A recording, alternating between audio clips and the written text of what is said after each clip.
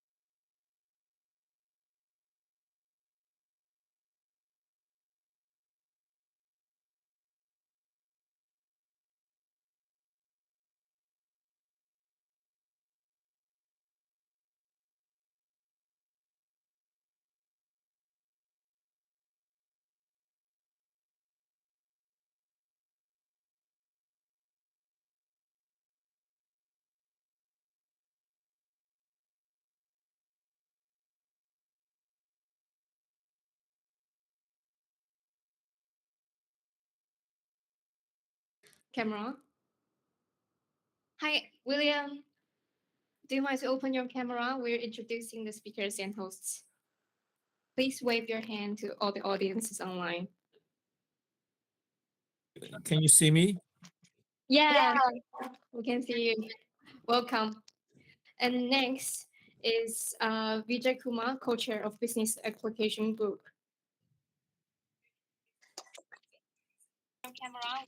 Hi, Vijay. Please Hi. wave your hand to all the audiences online. Hi, everyone. Hi.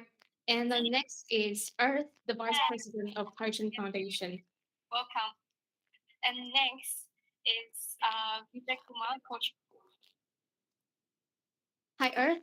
Can you hear us?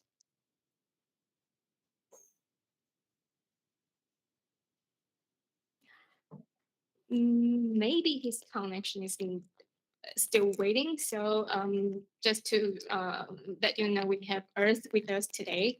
And now for the on-site audience, we are very honored to have Audrey Tang, Minister of Digital Affairs.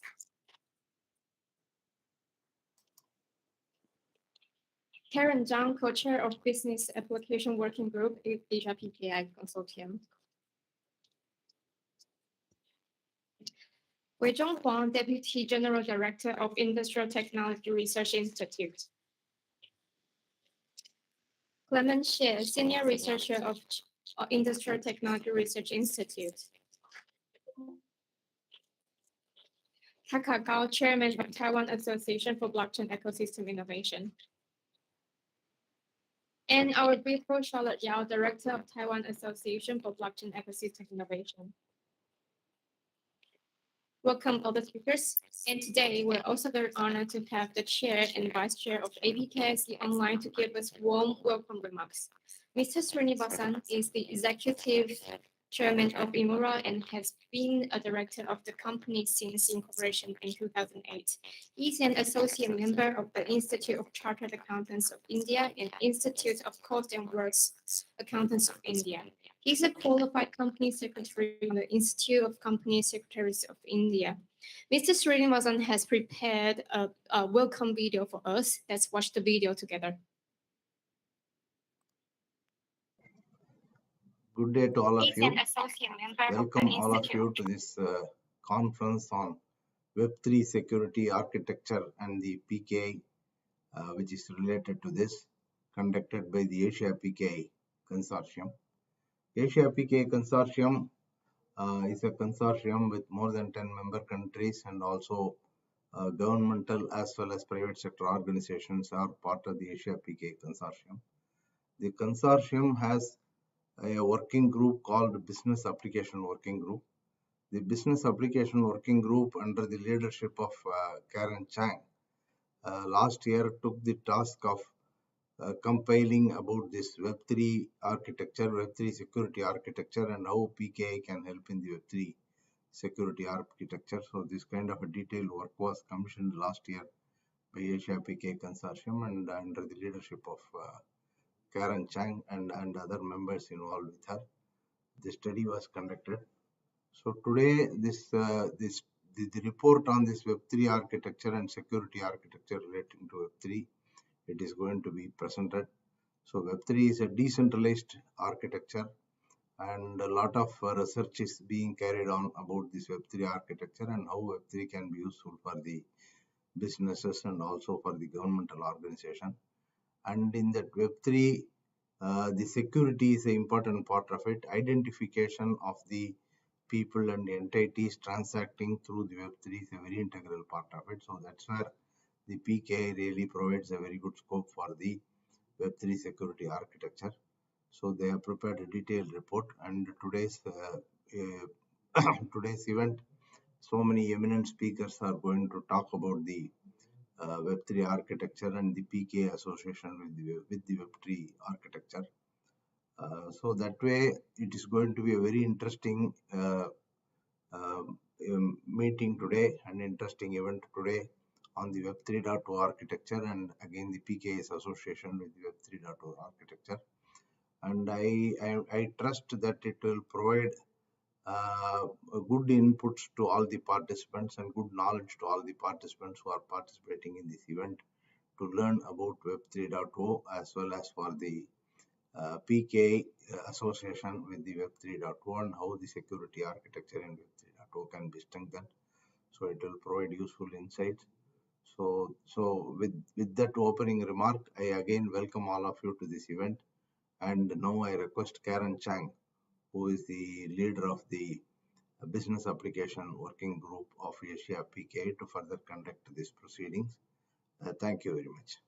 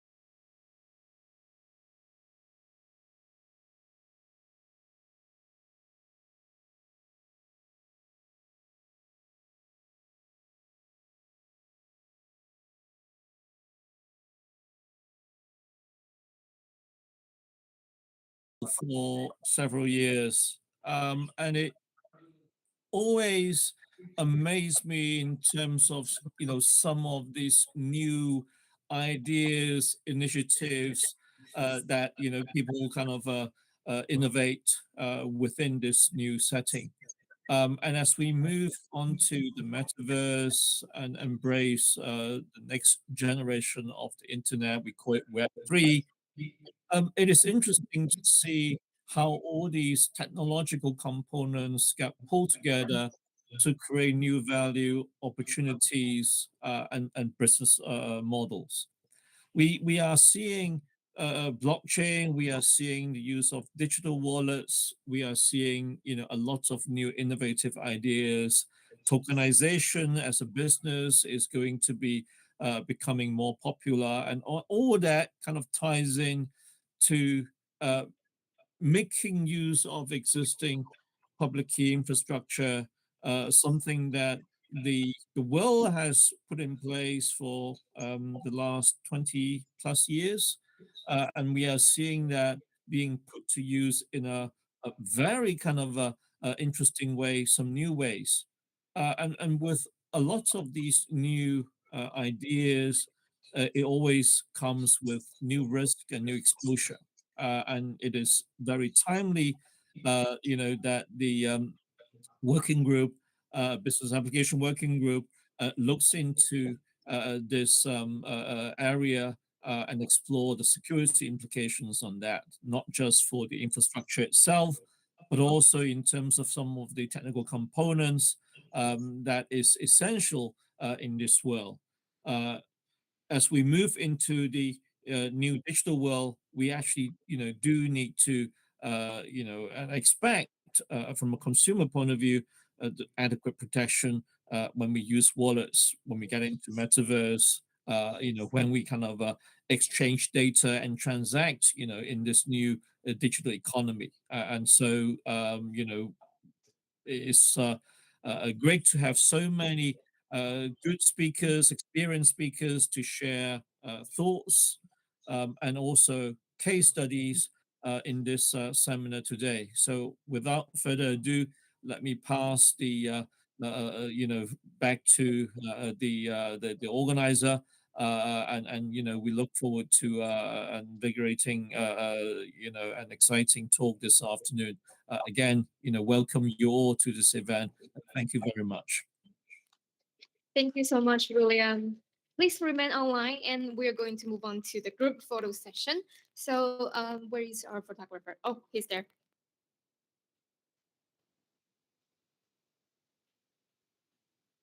We're going to take a photo first with the audience. So, Eric. So, all the audience, if you don't mind, you can take off all your masks and let's take a photo together. Okay. Okay, 1, 2, 3. One more. Can we have a thumb up, please? Thumb up. Okay, 1, 2, 3. Good, good, good. And all the speakers, please come to the center of the stage and let's take a picture with the online speakers together.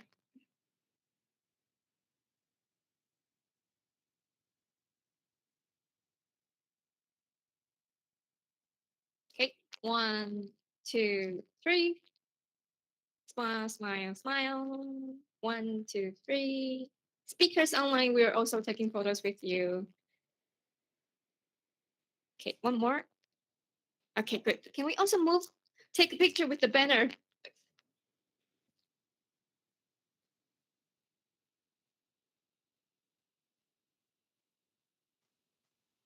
Okay. Okay.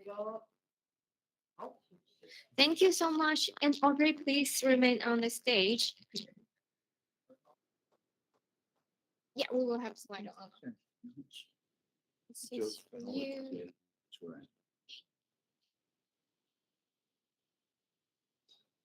So our first agenda is digital resilience for all insight into Web3. Audrey is known for revitalizing the computer languages Perl and Haskell, as well as building the online spreadsheet system Haskell in collaboration with Dan Bricklin.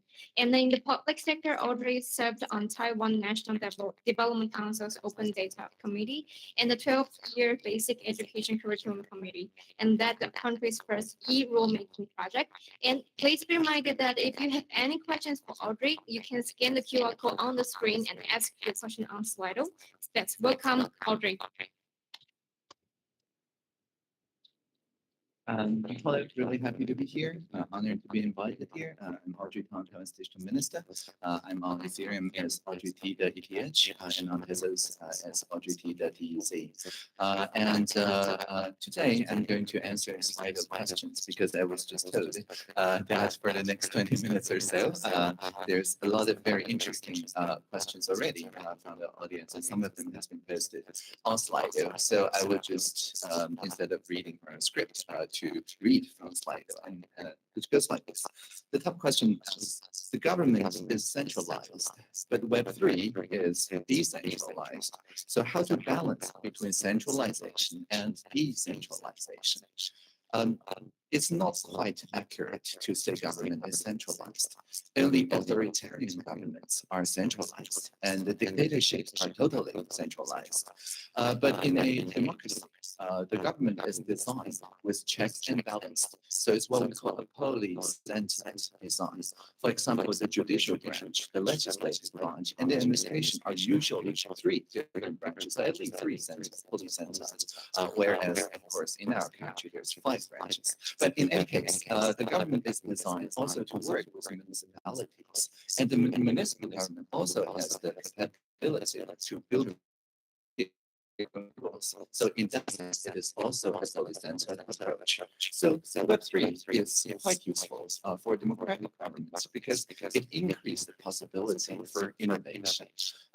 As many of you know, here in Taiwan, early on, in early 2020, we opened up the real-time inventory of all the mask rationing in all the pharmacies and later on the convenience stores.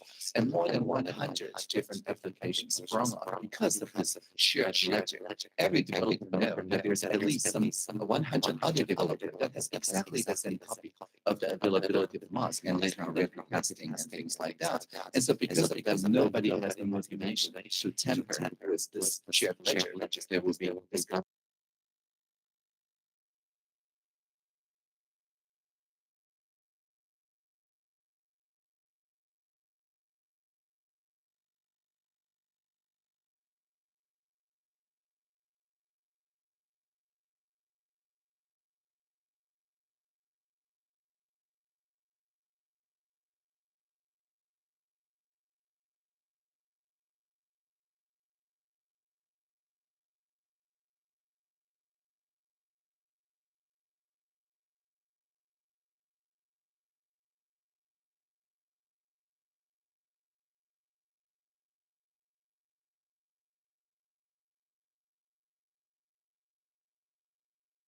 for Digital Industries, .gov.tw, and anyone can say, oh, I have this great idea that doesn't involve processing of personal data in a centralized manner, but rather we use PETs, privacy enhancing technologies, like zero knowledge, homomorphic encryption, and things like that. And so, for example, we can provide automated sign language translation for people with hearing and speaking the challenges, and sign language is one of the national language in Taiwan, by the way. So it also spreads its culture and so on. Now, to build that translation service in a centralized way would necessarily mean that an AI provider will actually eavesdrop into all the conversations between people and the people who need interpretation. But using the latest multi-party computing, zero knowledge, homomorphic encryption, and so on, the latest PETs, we can actually train that AI together without any processor getting any insight into the underlying raw data. So the contribution of the code is brought to the data instead of asking data to come to the code. And that, again, is a core Web3 idea. It's a composability of a public code that everybody can then encrypt their data, but still work with a common code. And if you enroll into the 100.ADI competition, very interestingly, you will be asked to work with crowdfunding people to secure some donations for your project. And you will be told that you will get a matching grant from the Ministry of Digital Affairs only if the sum of the square root of all the contributions to your crowdfunding is larger than your competitors. Now, this is called quadratic funding. And again, this is something that is only possible in a common knowledge mode where everybody knows that everybody else is contributing to the same commons, so that we can calculate not in a traditional matching grant just for people who actually can take a loan or something to get the government matching fund, but instead have to prove that there's at least these many people who individually all consider this project as important. Now, to anyone who want to game this system, understand like a e-petition or an e-signature, if anyone can manufacture like 5,000 identities like overnight, then it is impossible then for us to know whether it's the quadratic funding is fair or not. So it is true that there is one centralizing force at play here in this decentralized world that I just described, this plurality world, and that is identity. We do rely on FIDO, on the Citizens Digital Certificate and other identity providers like telecoms and so on to verify that it is actually a citizen participating in this quadratic funding. And so this is like Web 2.5 or something. It's a bridge between the Electronic Signature Act, which is also the purview of MODA, with the decentralized world. But the decentralized world is like our lab that tries to democratize more and more public services. And at the moment, the root of trust is still at the PKI, at the MODA and the Ministry of Interior. But in the future, we can easily think about cooperating with other sovereign countries, like EIDAS and so on, for cooperability and interoperability. So this is my take on the relationship between the centralizing force and the decentralizing force. But we're democracies, so we'll become more and more decentralized. The next question asks, what is the government's policy to go to the Web3 age? I cannot speak for all of governments, but at least in MODA, we do have a guideline. And that is a book that I'm writing with Glenn Weil. It's at plurality.net. And in the book, we outline the sort of direction that we want to take, and it's called plurality. Plurality means collaboration across diversity. So it's not collaboration by harmonizing everyone so that people only follow the same ideology, but it's not people going so divisive and polarized against each other. And one of the recent implementation of the plurality idea is actually found in Elon Musk's company called Twitter. Maybe you have heard of Twitter. So on Twitter, if you see Elon Musk or somebody post something that is controversial, chances are you will see a community note. It's a mandatory footnote that you cannot avoid retweeting. You cannot just retweet that tweet without retweeting also the community note. And the community note is again selected with something like quadratic funding, except this time it used a bridging algorithm that calculates the most likely common understanding, a good enough consensus across the polarized ideologies on Twitter. In other words, it's a measurement of bipartisanship. It's a measurement of plurality. If a community node gets the like from the people who normally don't like each other, then it's more likely that the community nodes will surface. And this is, again, something we have prototyped in Taiwan as part of the V-Taiwan experiment in 2015 using the Polish algorithm. The community nodes team, previously known as Birdwatch, is kind enough to share as common code on GitHub all the algorithms and papers and things like that. And there's a direct lineage from our experience in 2015 from Polish and computational democracy all the way to Birdwatch and then now to community nodes. So we are committed to develop and invest in more collaborative technologies like this that brings people together across those different communities instead of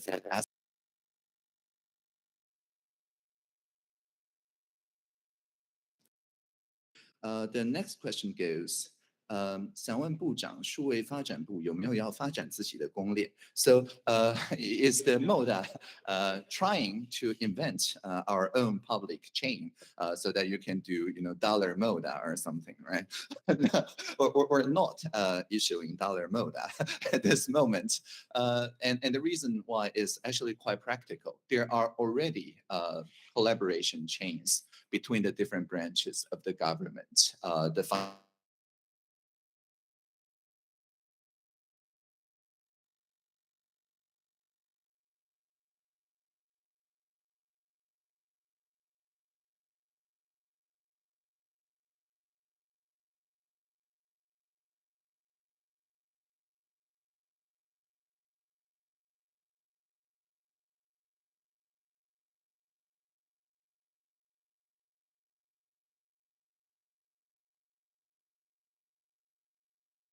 necessarily is code to, as I mentioned, quadratic voting, quadratic funding, and this kind of collaborative like alliance chains. And so this is the step we're taking at the moment, but we are, of course, very open to work with any public chain providers that satisfies this kind of plurality-based innovation. So the next one asks, so can the MODA do more infrastructure or common service? For example, can we run a blockchain node service or Oracle services? So I understand this is the blockchain Oracle, not that Oracle, or on-chain data analysis for Taiwan startups. So these are all very good ideas. And the great thing about MODA is that we are multi-stakeholder. We have a department of democracy network, 民主网络司, that builds relationships with not just other sovereign countries, but also decentralized autonomous organizations. We have a section dedicated for decentralized autonomous organizations, the 多元宇宙科 interoperable metaverses section. And so you're all welcome to work with the Democracy Network. I think they're setting up monthly gatherings and multi-stakeholder panels and so on, so that we can commit to each other. This is like a Schelling point, right? People discover each other very naturally, very easily, and so that we can develop this sort of services. But of course, if you do not want to wait for consensus for that to be reached in a blueprint or something like that, you can just go ahead and do that. And we have a lot of activities, not just the 100.ADI quadratic funding, but also the presidential hackathon, the Ideathon, and so on. There are many, many platforms on top of which for your idea to gain foothold and to win the hearts and minds of career public servants. So there's a question that says, so in your position, what can we do to promote Taiwan's Web3 token economy? So this is a really good question. In designing the 100.ADI activity, we asked each project eligible for the quadratic funding must declare that its innovation solves at least one of the 17 Sustainable Development Goals. And they have to be very specific, as in which indicator or which target. There are 169 of these. Which target are you trying to improve in a measurable way? Because at the end of the day, the truth of the matter is that the government exists to promote public benefits, the public good. And the public good, the international measurement is the SDGs. So if you can say, oh, the Ministry of Health and Welfare is already committed on these and these SDGs, and I would just take one target or one indicator from the SDGs that the MOHW is committing to improve anyway, but I can prove that with my great Web3 idea, with the same amount of investment, it can reach 10 times more people, or it can provide 10 times better service to save time and so on. By calculating the time and the cost and the number of visits, you can prove to the MOHW that your idea has a higher social return on investment, or SROI. And with the SROI, that unlocks the idea of retroactive funding, right? So not just quadratic funding, which is funded beforehand, but rather the idea of a kind of impact certificate that leads to impact investments that could be issued as an impact bond and so on. And there's a lot of social entrepreneurs in Taiwan that already know how to work with the SROI industry because of our previous commitments of net zero carbon emission and things like that. And so think about the utility of your projects, not necessarily about carbon emission, although that's probably easier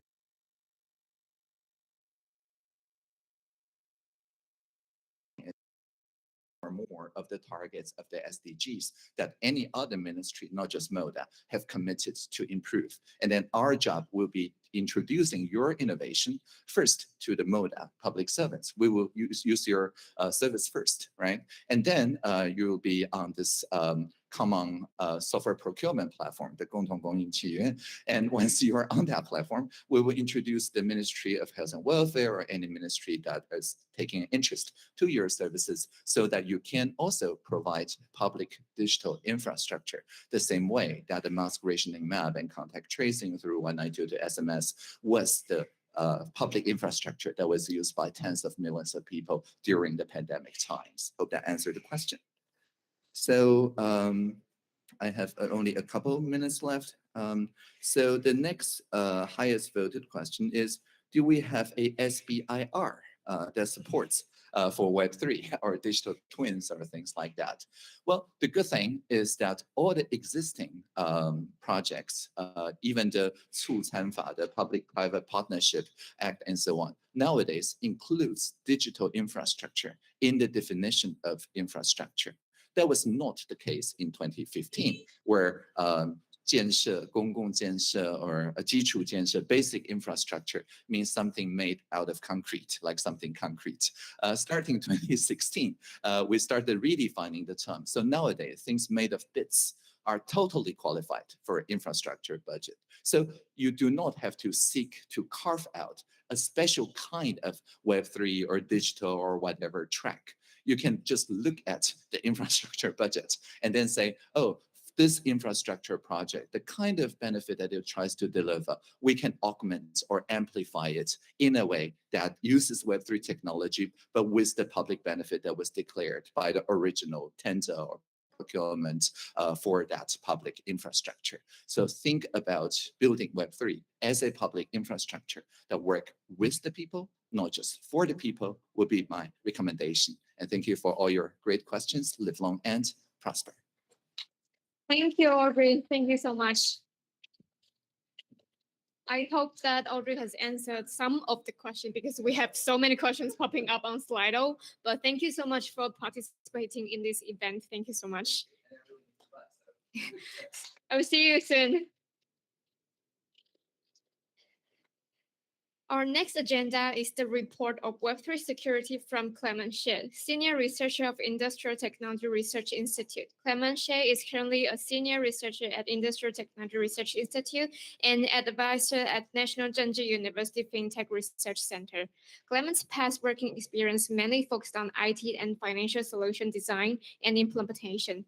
In the last 5 years, Clement has participated in various research and projects such as open banking, RegTech hackathon, insurance RegTech research, and financial digital identity research in Taiwan.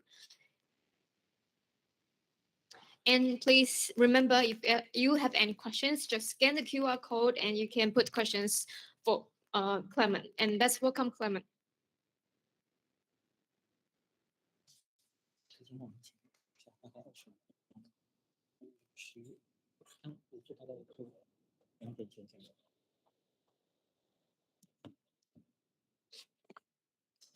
Okay, hello everybody. I will be the speaker for today's presentation. So as you can see, today's my presentation topic is about Web3 security report. And this is actually a long research report done by the ITRI, Industrial Research Center. And also with the HR PKIC, okay? And we have this is a brief schedule about our research. So just for your reference, okay? And why we are choosing this topic? Because we are believe, Web3 actually is it starts to evolve, and also with connection with the APIC, and we think the identity system will be the foundation of overall Web3 ecosystem. So in today's agenda, I will be brief, give a development about Web3 and how its impact. Second, I will be introducing the identity system using in Web3. And third, I will also talk about, because since we are using this type of Web3 ecosystem, what will be the possible risk? So we will be discussing some of the theory case. And finally, we will do some key findings about this report. Okay, so this is a brief the internet web development history, as we can see. Right now, of course, we can see in the right-hand side, okay? Right now, of course, everybody is talking about NFT, everybody is talking about DeFi. So as we come to this type of, as the internet, involved to this, then let's try to, define about the Web3, okay? In this report, first I like to distinguish, what's Web3 3.0 and Web3. As you can see, we're using Web3 in this research as compared to the Web 3.0, because in 1999, actually, the Bernardine, it has an idea about a semantic web equal Web 3.0. But that idea, that concept, actually is developing in 1999. But right now it's 2023. So it's a little bit different right now. So when we talk about Web3, we can see the feature on the right-hand side bottom. It's a semantic web, of course, because we have a lot of data actually collecting in the internet. But however, as the years go by, AI, 3D graph, blockchain, decentralized edge computing all have been developed as the internet grows. So this is also the new feature actually add into the Web3.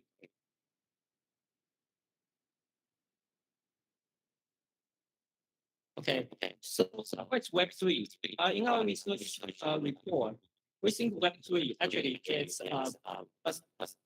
development under the Web3 internet standard. It has the complexity of the AI computing, and it's of course it's decentralizing using the blockchain or DLT, distributed ledger technology as the foundation. And finally, of course, it's an ecosystem. So the overall Web3 economic ecosystem skills development. So as we can see, this will be the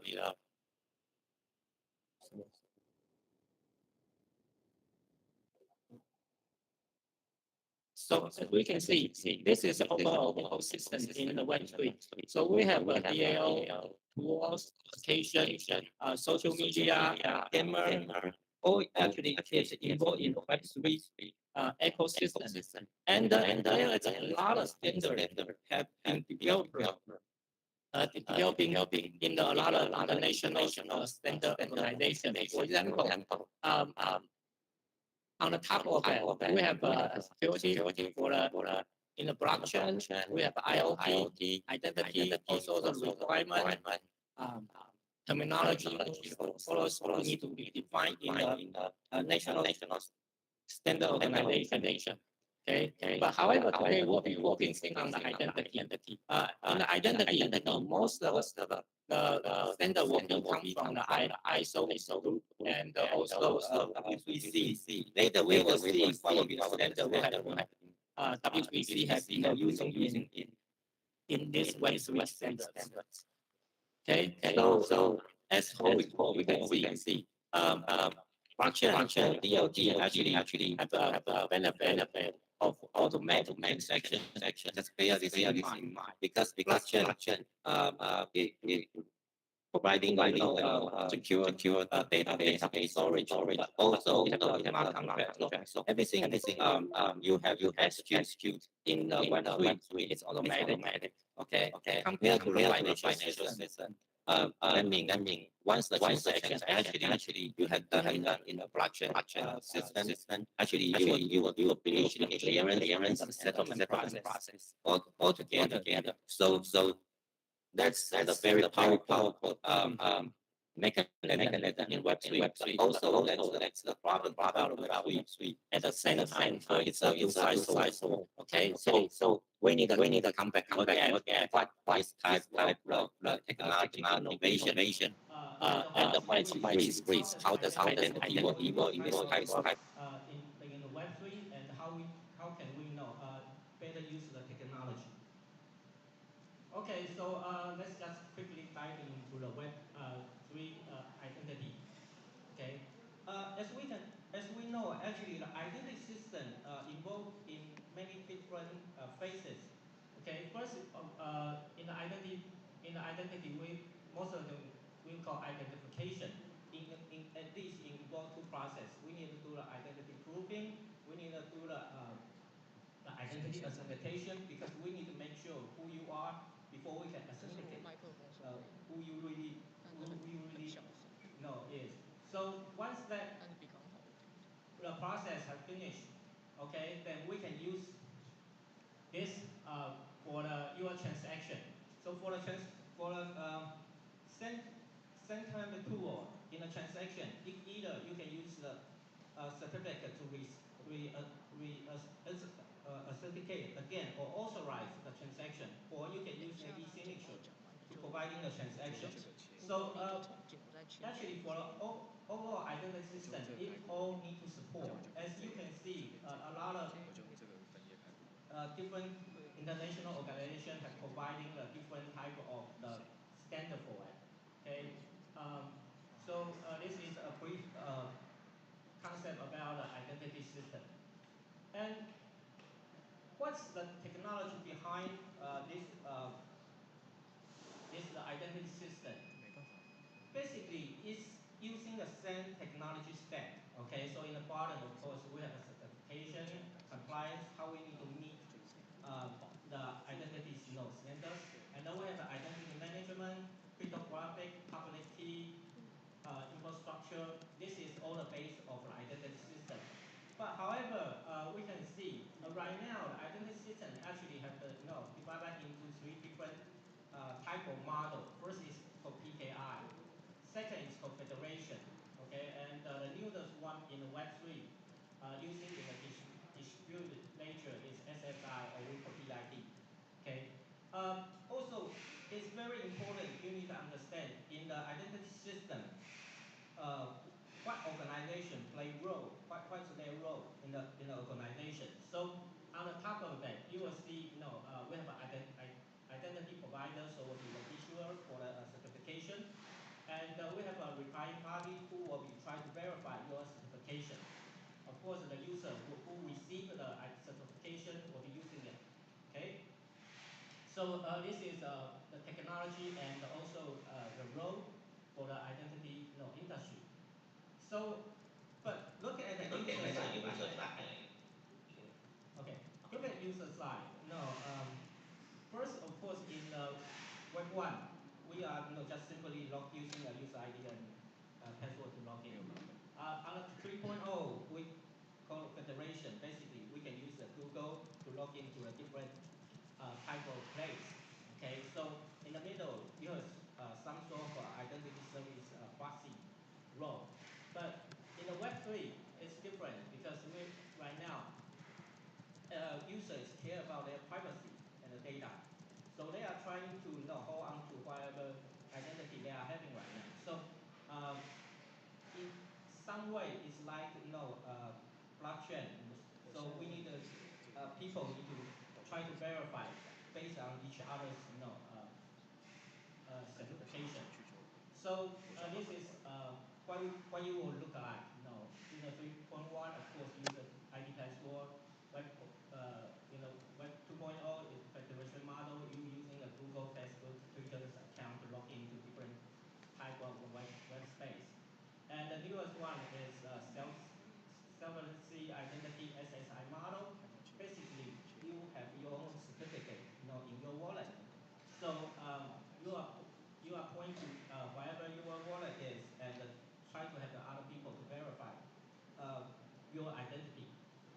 Okay, so as you can see, actually the role in the identity system hasn't changed.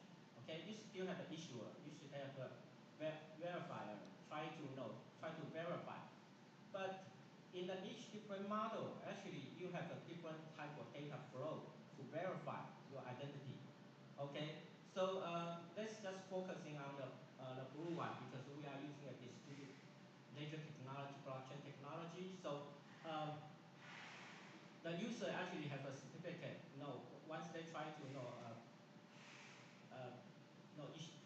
to a relying party, a verifier. Actually, the verifier will go through the distributed ledger, actually finding the certification issuer and verify your certificate, and finally send out a result back to the verifier. So the other easy way to see it, okay, because this is three model altogether, is like I say, the issuer actually has a certificate. You already get a certificate from the issuer, and you put it into your e-wallet, okay? And once you presenting this certificate to the verifier, actually you go through the infrastructure, the blockchain infrastructure, to do the verification. So this is a basic identification system in the Web3. So in here, also one clarify is decentralizing identifier. When we call DID, it's not decentralizing identity, okay? Because actually you are pointing to the place, to the issuer to verify your certificate, okay? And here are some of the standard already, like I said, developing in the W3C. Also, one of I found very interesting report is about NIST, because in the US, they already understand the blockchain identity system is very important. So they are taking a lot of study also about how to clarify the identity system. Also, later we will see in their U.S. government try to do a more regulation about their digital assets. Okay. Okay. Let's quickly look at the Web3 security attack case. Okay. So at the end of quarter two of 2022, 48 significant attacks actually came in the Web3 space, and as you can see, a lot of money has lost. Okay, that's also the reason even everybody know. But however, on the security side, no, we are trying to focus on what kind of attack methodology or what kind of attack method actually using in the DeFi. Okay, so on the right hand side, we will see a fresh loan contract or smart contract vulnerability, BS issue, okay, private key compromise, and the Oracle. All these will be probably the most as we see most seen attack method. We will try to explain some of them. Okay, so first of course, let's see smart contract. Okay, as we can already say, okay, in the smart contract, traditionally about our transaction, if you want to buy something, you have cooperation, okay, you sign in a contract, finally you have to take to the trusted party and try to make sure the buyer side, seller side have all agree on the contract condition. But however, in the Web3 or digital blockchain world, okay, because this contract already writing in the smart contract, okay, so it's automatic execute. So basically, you just need to have the buyer side and seller side agree on the smart contract, and you automatically run it. So that's why I say, the most powerful tool is about blockchain is automatic, and the most dangerous way about blockchain is it's automatic. Okay, so it's really depending how you're using it. Okay, for the smart contract, actually, right now it doesn't have a very good way to do it. So I just list out some of them. Most of them is no, because if you look at programmer here, everybody know the whatever programming, how good you are, you always need to debug. So either the smart contract is software, so somehow you always have bug. So how do you make sure it doesn't contain bug or have a business flaw? So only way, maybe the easy way is you have somebody audit it. Okay, so back again. So it's very interesting. Okay, about flash loan, same thing. It's about a smart contract. But however, let's just quickly say this. When I to execute a smart contract, but I also same time because I need the cryptocurrency actually running the contract. So in here, actually you are taking the leak of a smart contract and try to take a in a split of second, actually just try to inject instruction of a smart contract and get back to the money of it. Okay, and also something about Oracle. Because in the smart contract, it's running in the blockchain infrastructure itself. But however, since I need to execute a smart contract, maybe I need the external data. Okay, so if, for example, maybe I Audrey, our minister said, maybe we have a public blockchain infrastructure and we are using it. But however, we are signing a contract, maybe buying a car, then we need the data from the car dealer. So the car dealer's data need to inject into the blockchain. So in here, there's in the middle what we call blockchain oracle. So in the real world, you need to have external data actually inject into the blockchain application. So same thing, it will create a tech monopoly. Okay, so it's critical. We need to figure out how you get the data and how often we need to check with the data and how accuracy is the data. Okay, so this is overall the design consideration in the blockchain. Okay, so finally, in the blockchain, in the multiverse, actually, traditionally we think about identity system is a trust management. So we will be monitoring, a different side of identity. But in Web3, everything is automatic. You have a different check. So it's important. We need to secure the the strength of the infrastructure.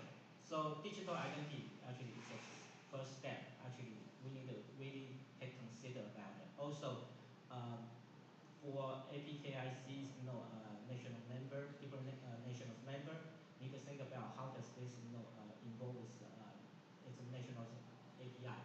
Also, we need to start think about a digital asset. How does this want to connect to with your identity?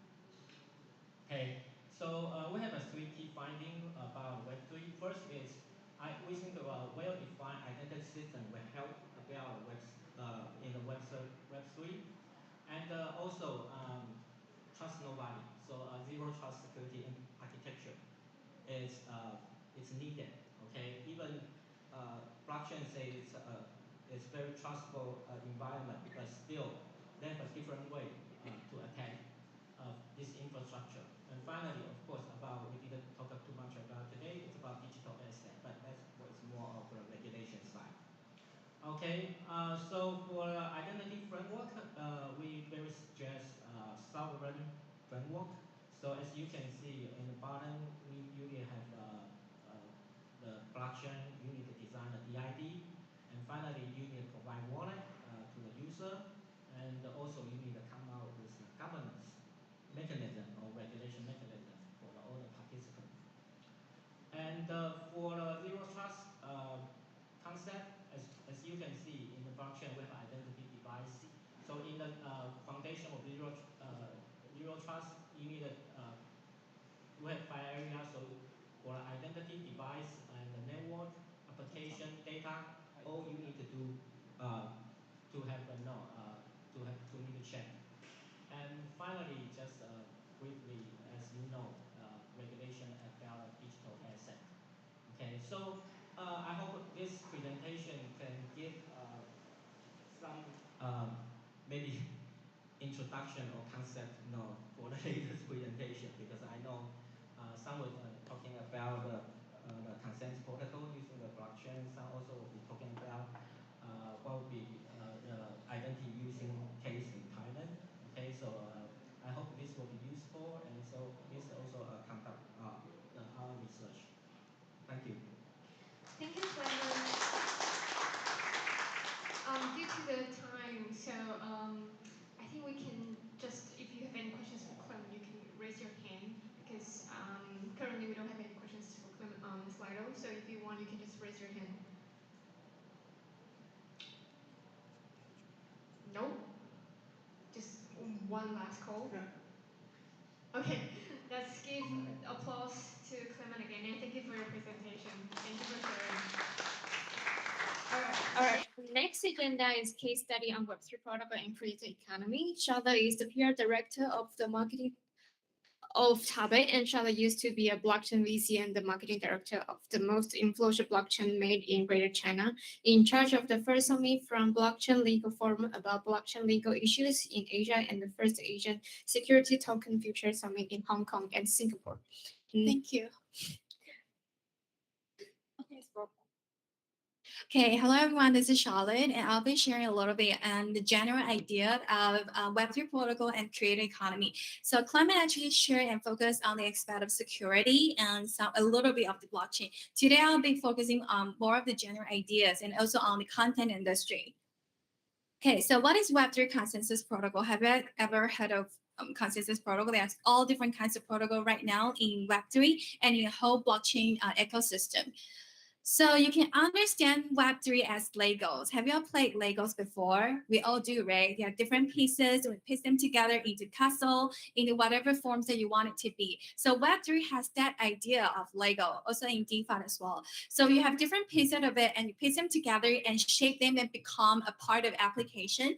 So eventually, if you break them down into, each and different pieces of it, it is, individual part of it. But when you piece them together, it can shape and become something else, like NFT, DeFi, and etc. So this is the idea of Lego. So this is a rough idea of how DeFi ecosystem looks like. So when you look at the bottom layer, which is the core infrastructure, there's an L0, which is store of value. When you slowly build up, right, you go to the top. Is what we are most familiar with to most retail users and consumers. There are different applications, and the consumer get in touch with the different use cases. Look at those wallets and browsers. They are more at the upper layers of it. It all built upon different fundamental of the infrastructures. This is the DeFi product. You can have a rough idea.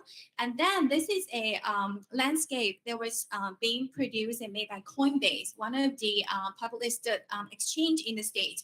So they separated into 4 different categories from layer 0, which is the protocol layer. I think you guys make the really familiar. I see some familiar faces right here.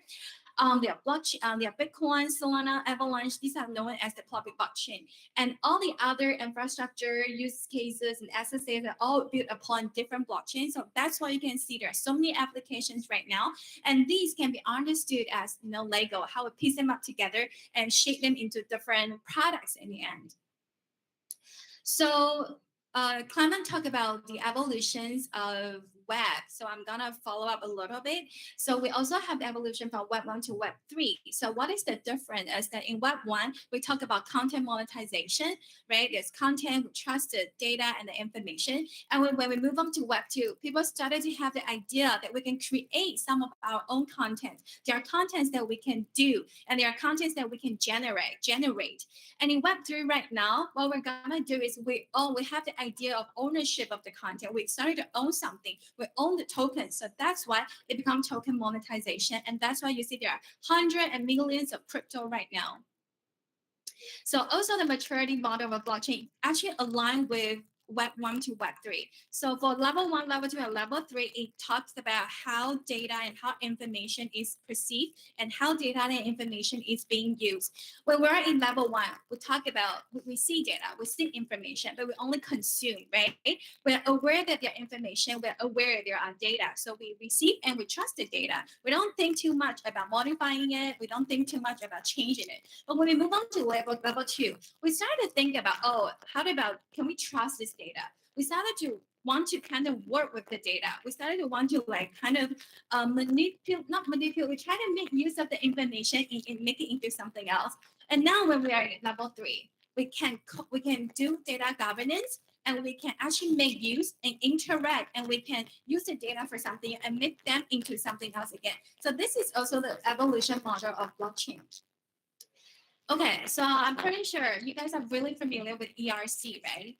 So have you ever thought about how ERC has, transformed or become ERC? It's actually originated from EIP, which is known as the Ethereum Improvement Proposals. So, this is a process of how a new standard is being discussed, or how a new standard is being generated.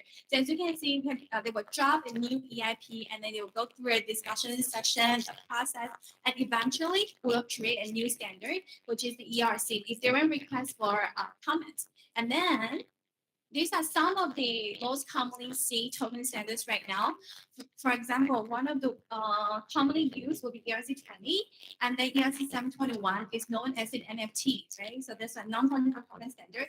And we also have 1155, 2309, 2981, the NFT royalty standard. So it actually is all different ERC standards. Yeah, so I think this picture is really clear, right? So ERC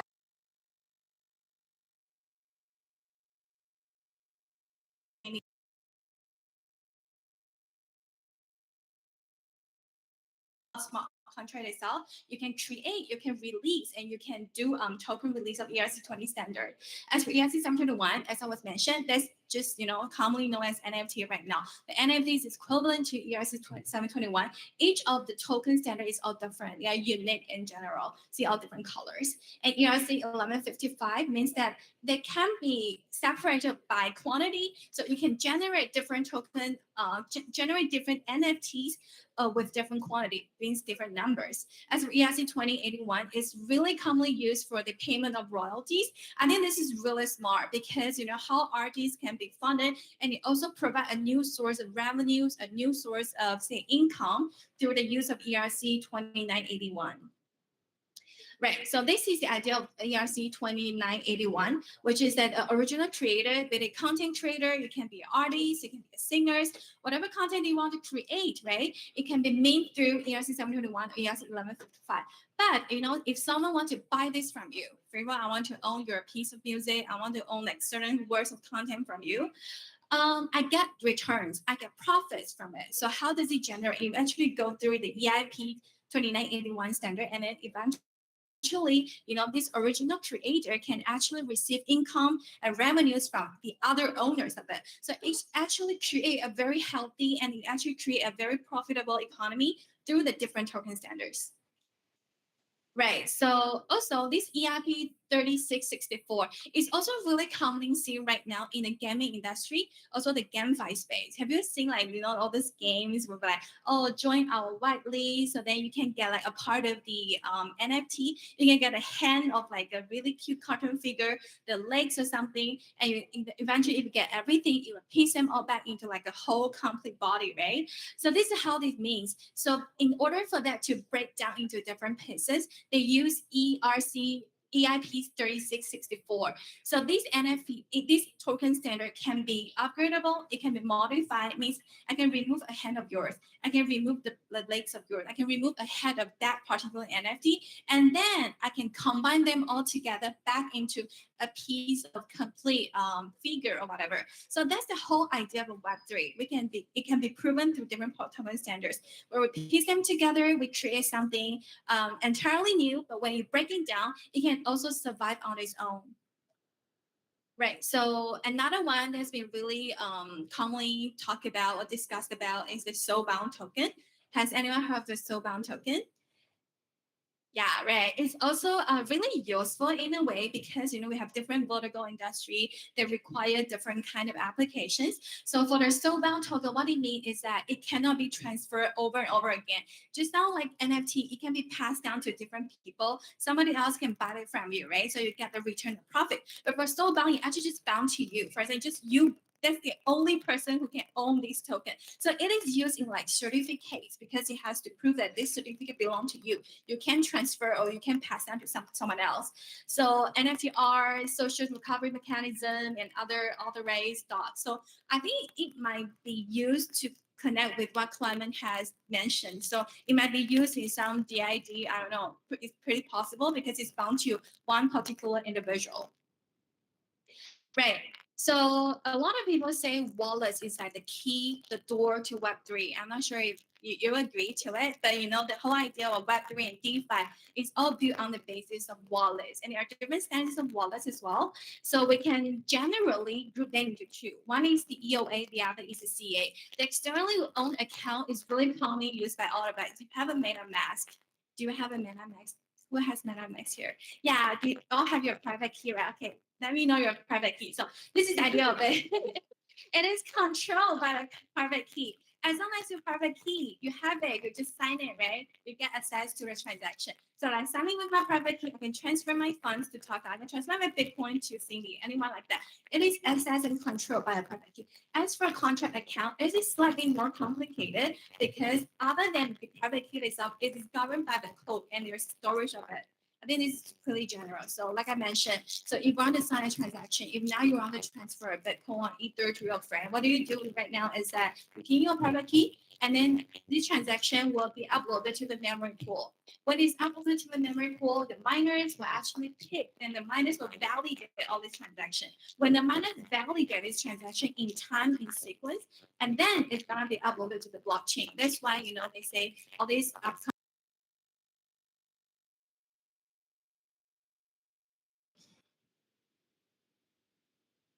so it has different layers, it has different standards. So for the wallets, it has the security layer, they also have the transaction layer, and they also have the social identity smart contract layer. So even the wallet itself, we can break down into different pieces, just like DeFi, just like NFT, just like Legos. Okay, so why creative content? Just now we talked about digital identity, and right now I want to focus on the content industry. The problem that we realize right now with Web3, especially in the music industry, is that do all of you hear music from Spotify or other platforms? Yeah, Spotify, right? We all, listen to music on Spotify, and they even ask us to subscribe. But how much can these artists actually make? Do you know? There are about 60,000 of songs being uploaded every year. But the artists can only make less than 10K of the USD about there per year. I think there's the problem of the rewards for creator are greatly decreased. They are being tapped on, and also it becomes really end-shaped and unfair. Who make the money? The platform, the centralized platform like Spotify. So people thought about how blockchain can be solution for this kind of problem is that we can introduce a more transparent transaction, and also a way for all these artists to be funded with, and also own their rights at the same time. So they will not be eaten up by all this mainstream live streaming platform. Imagine, you see, anyone here has NFT. It doesn't have to be like music NFT, like any kind of NFT, CryptoPunks, Fanta Bear, you know, it goes up to like what, at least there, I don't know, 10, 100 Ether per NFT. But imagine an artist who sell a song at only 0.1 Ether. You know how many times does that mean that you have to play on Spotify? You have to play at least 67,000 times on Spotify to make the equal amount of money on, you know, any decentralized platform. So that's why people thought, oh, that's a new idea. This is a more fair, this is an open opportunity for all the artists, not just in the music industry, but also in the content industry. And also it creates a more interactive space, the community and the interaction to funds and to different resources in the platform. Yeah, and this one people thought, oh, is Web3 really difficult to understand? How do I get to, you know, step into Web3? There's always a cycle for a transition and evolution. When we move from Web1 to Web2, when we move from Web2 to Web3, you can take a look. You know, there's this research from Crypto.com last year. So to make a guess, how many people actually own cryptocurrency right now as of last year of 2021? It's about 300 million people. But how about traditional financial account? There are actually 6.4 billion of people who own a financial account. So in that sense, there's still a long way for the Web3 to actually come to mass adoption. So there's a long way for the Web2 to move on to the Web3. So innovators are always the earliest, you know, OG, and then move on to the adopters where we introduce new ideas and we believe in it. But right now there is a chasm in between to move on to the early majority and for massive adoption in different industries. And this is also a hype cycle by Gartner. You know, Gartner always introduce new ideas, a new prediction, and for different industry, they actually have another one for blockchain. So you can see all the hip word that we know of. There is a metaverse, this decentralized autonomous organization DAO, which they predicted it's gonna take about another 5 to 10 years to mature. And we also have all the hip names: CeFi, DeFi, the zero knowledge, the DK Rollup, the Oracle Web3, and Layer 2. So this is the hype cycle. Also means that we really, it's still gonna take a few years, you know, for all these to evolve. And we really need the experiences from Web 2 to actually guide all these Web 3 people. As you know, like Simon mentioned, there's a lot of fraud and everything, but it's not about the code and everything. It's always about, you know, how people use it. It doesn't matter with like the technology and the value of it, right?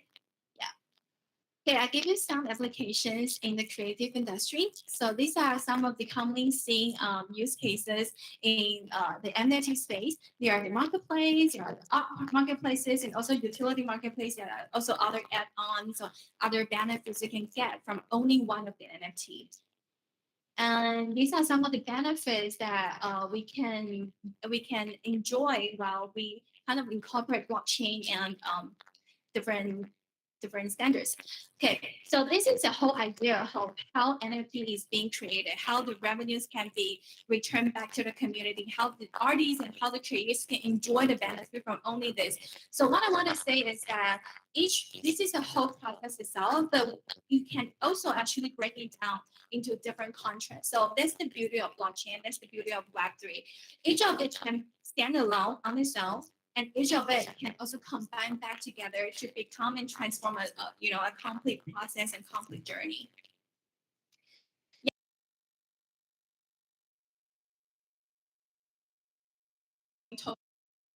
New idea of listing token instead of like an exchange or instead of some other traditional method would be couple launch. If I want to do a token sell, I can just go onto the couple launch at a certain period of time, and all the price and all the quantity will be market driven. So if I want to release a token at a certain point of time and there are many people who actually go after the token, the price will be driven up. So in this case, it is a more democratic way of doing token listing, unlike, probably exchange IO. And Audrey mentioned just now about quadratic funding. It is also another way that we promote, say, anti-cyber attacks. And also another way to share and to distribute the resources and funds in a fairer and a more democratic way. So it's also being widely used in the common goods sector. And we, Taipei, also want to promote it as general as possible to other industries. So have, a share and a fairer distribution of resources and funds. So DAO, Calvin mentioned this, I shall just skip this one. And the NFT said it goes up to different layers as well. Okay, I would like to share some of the ecosystem. This is the greatest Southeast Asian country, including Taiwan, Philippines, Thailand, and Vietnam. So these are some of the projects that we can see right now. And there are also Taiwanese projects and projects from Taiwan, which you can see Lutex, also Tea House, and as for Wallet, we have Blockto, Coopbase, and Exchange with Minecoin. And these are some of the sort of teams in Taiwan, from Taiwan. And these are some of the web landscape. It can be separated wallet, and I think Bezos is also like kind of infrastructure and the NFT. And there are more to add on, such as like Zoma. We're also building a DeFi protocol.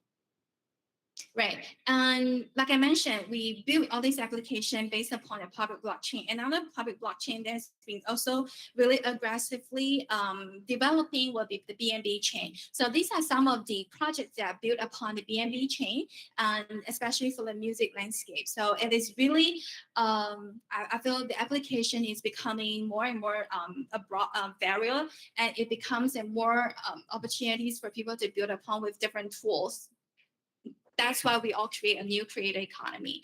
So I would like to mention one of the music product, which is Mallows.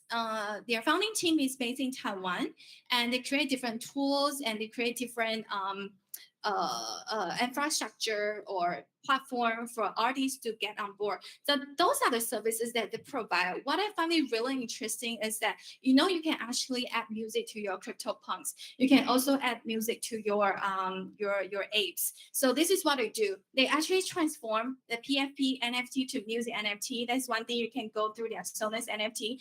They also have virtual band where you get on board. You can work with, say, artists like Lady Gaga or any other world-known artist. And also you can do Sonos and Metas Marketplace. What does it mean is that you can sell an NFT. You can also break it down. For example, if I have a piece of music, it contains a guitar and vocal and drums. You can separate them into different sections. So you can get the guitar piece of it, and then you can add it and transform it into another music. And when people get and buy that NFT, they actually get the returns back to all the original creators. So these create a very healthy and traceable creation habit and opportunities for everyone in the ecosystems.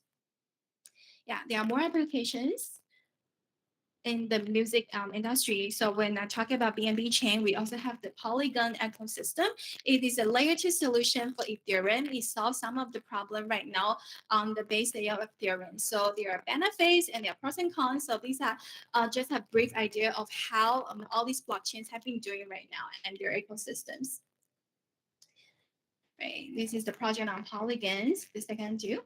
So this is all from my presentation, a general idea of how Web3 it is like right now and how we can all contribute to a fairer and more democratic society together. Thank you. Thank you, Charlotte. I think we have one question for you. Oh my God. Only really? one, only one. Oh, Only okay, one good. question. Okay. So any actual applications of creator economy in Taiwan right now, like DAO or any other development? Yeah, for sure. You see, this guy was trying to run away. He actually, No one? no, the question, he actually created a DAO. It's GOV0. Answer your question. I think that's a very good use case for the job application in Taiwan, right? And you work with GOV0 and Audrey Tan to create a more open space. You want to share a little bit? Sorry, what was the question? Like, The application of DAO in Taiwan. So basically, I think there are. I was just going to the bathroom, by the way. That the whole application of DAO is one of them, I would say, because for us, we're just trying to build an application layer on top of GovZero to supercharge GovZero to make sure that people can get rewards out of their contributions, can get something out of their contributions. So they are incentivized to provide more, to contribute more to the whole society. So as you know, GovZero has a lot of all these different projects, and people are trying to are voluntarily building all these projects. But there are ways to get their accomplishments recognized somehow. Thank you. Thank you, Noah.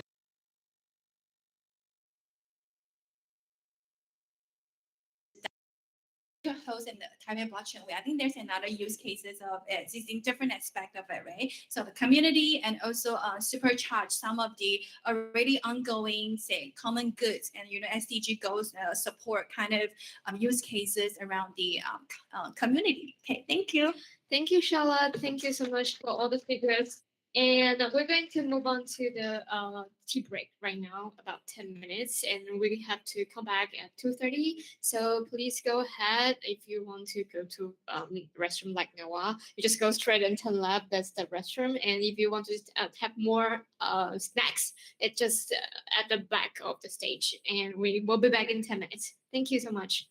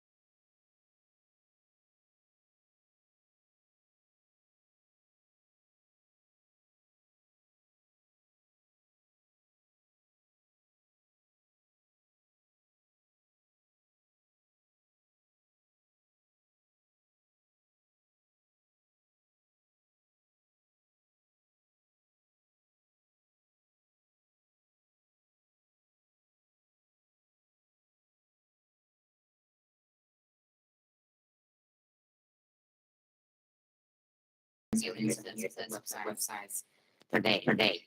In link Earth is deciding to explore the blockchain highlight use previous years develop applications enhance to many blockchain projects such as AFI token and AJI token. During 1990 during the Haitian Foundation as a vice president to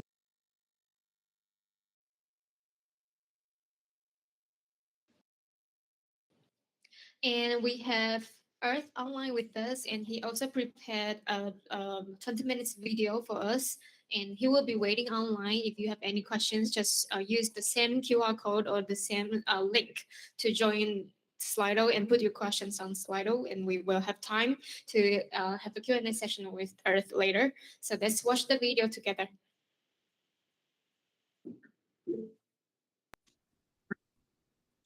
สวัสดีครับ Good afternoon สวัสดีครับ My name Good afternoon, everyone. My name is Thanarat from Taishan Foundation from Thailand. Greeting from Thailand. Okay, and today I will talk about the Web3 developments in Thailand. Let me share my slide. Okay, first I'd like to introduce the Taishan Foundation first. Taishan Foundation has four objectives. The first one is to promote the usage of blockchain in Thailand. Second one is to provide a public blockchain infrastructure. We have do it for 3 years now, and actually we are the first public blockchain in Thailand. And the third objective is to cooperate with any identity or for public benefits. And lastly, we will not involve in any political in any way. Okay, before we talk about the Web3 development, I'd like to talk about the Thailand blockchain situation first, because this is the direction of our development. We have 3 main regulators in Thailand. The first one is SEC, Securities and Exchange Commission. They are responsible in the investment fields. And Bank of Thailand, they will responsible in Thai baht currency. If you do some product and you issue some digital asset that affect the price of Thai baht, you have to work with Bank of Thailand. For example, do the Thai baht stable coin. Yeah, something like that. Right now, you cannot do that. They're not allowed. And for the rest of electronic transaction, for example, e-meeting, e-voting, e-signature, e-election, something like that. All of them are responsible by Electronic Transaction Development Agency, or you can call it EDDA, ETDA, EDDA. We actually have more than this, but they will work off these main party to regulate us. For example, AMLO, they will responsible for the money laundering. In our laws in Thailand, we categorize the token into 3 types. The first one is investment token. Use token as an investment unit. Security token. Use token as security asset. For example, the share of the public company can count as security asset. And last one is very popular one. Utility tokens. Use token to pay for or access to service product or other privilege. This is how they are different. Security token can vote for the annual general meetings, can vote to change the executive for next year, something like that. Just like what we do with the normal share. Without the blockchain, we can already do that, right? But for now, we issue the token and use that token as a share of company. So we can do the same as before. But unfortunately, security token are not allowed in Thailand right now. They are not allowed it. Next is investment token. Investment token, you can receive the dividend from the profit sharing from the company. And lastly, utilities token. You can use utilities token to access to service, product, and privilege. This is some of blockchain products in Thailand. Actually, there are a lot more than this. If I recall correctly, it's almost 100 of them already. But we don't have that much time, so I picked some interesting case to show here. The first one is Bitcup chain. Bitcup is the largest exchange, digital asset exchange in Thailand. Basically, it's a Binance version in Thailand. Second, JFin Coin. JFin Coin is the token that used to use as the investment token at first. They are doing the ICO to raise fund. They raised over 20 million US dollar about 3 or 4 years ago. I'm not remember correctly. And right now they use the JFin Coin as a cryptocurrency to pay for the blockchain gas fee. Blockchain, they have their own blockchain, which is named JFin chain, and that JFin chain use JFin coins to pay for the transaction fee. They can also use as the currency to purchase some product from the companies, because the letter J here is from JMart. JMart is the largest mobile phone retailers in Thailand. They also sell the electronic gadgets and computers too. So you can use JFin Coin to purchase their product at a discount price. Next one is MVP Coin. This is very interesting product, because MVP already provide the tourist service. For example, hotel, a car for rent, something like that. You can use MVP Coin to purchase their service at a discount price.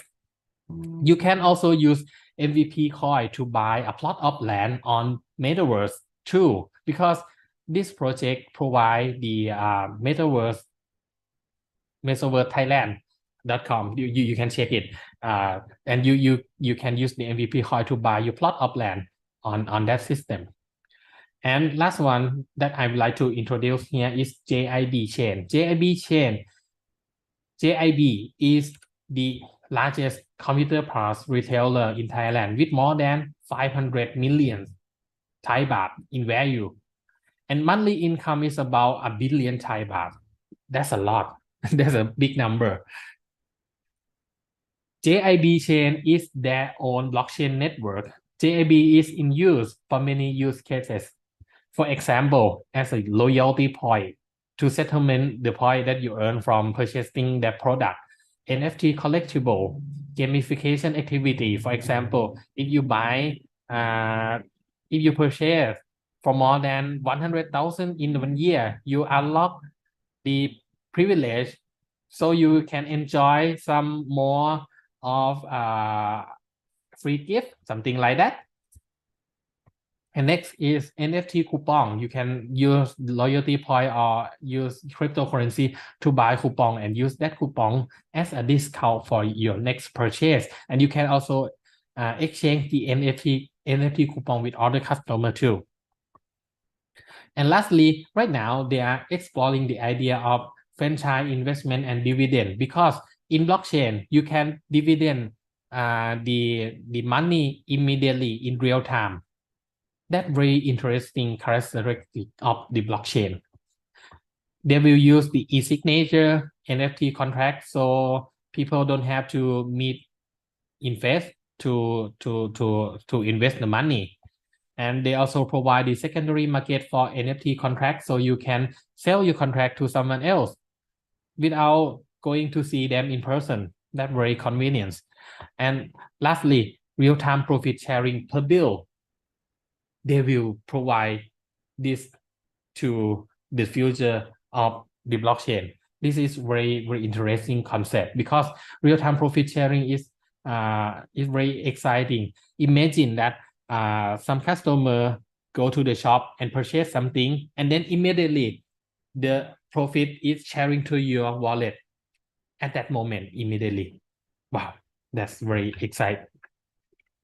Okay, but I don't like to talk about the financial product a lot because someone already lost a lot of money in the financial product. So for now, for today's topic, I'd like to talk about the beyond cryptocurrency. But first of all, let me remind you of the advantage of blockchain technology again. The first one is immutable. Immutable is mean you cannot change the data that already stored on the blockchain. It's transparent. Everybody can see the content on the blockchain and can inspect, can audit at any time, any moment by anyone. It's very transparent. Secure because no one can pretend to be you as long as you keep your secret private key safe. Yeah, as long as you keep it safe. Okay. Once we know what blockchain can offer us, we come to this. This is our very first Web3 products. First one is voting. Voting, this as I show you here, all of them are not a serious topic because we are doing the experiment of Web3. This is the contest of handsome, contest of beauty, and the star contest. The fan can vote for the star they love using the token on blockchain technology. But this case, we don't need to know the identity of the voter because this is not serious. It's for entertainment purpose. But what if we want to know the identity of the voter? How can we do that? We do it with the digital ID, but unfortunately, this detail is in Thai, but I will try to translate it to you later. This is the standard provided by EDA, ETDA. EDA separate into two parts. EDA standard separate into two parts. The green one is identity assurance level, basically the registration process. You do it only once. And after that, you just have to do the authenticator assurance level, which is basically login. You do the registration once. After that, you do login. And in the future too, you come back, you just log in, right? You don't need to make a registration every time. And we have many levels of trust depend on what use case of your product. For example, you can use level 2.3 to apply for a loan.